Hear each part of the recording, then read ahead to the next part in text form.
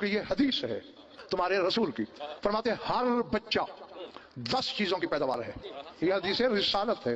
سرکار وہ کیا فرمایا 8 چیزیں بچے کو والدین سے ملتی ہیں، 2 اللہ سے.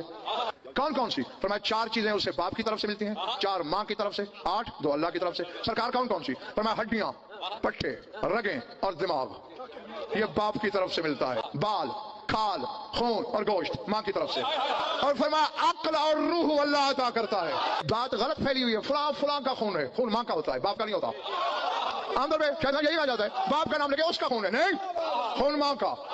اور پہلے چھوٹا سا ہوتا ہے اور 2 سال میں اتنا خون پیدا کر دیتی ہے اس کے بدن میں ماں کہ زندگی بھر اگر ضائع نہ کرے، ضرورت ہی نہیں، دودھ پلا پلا کے.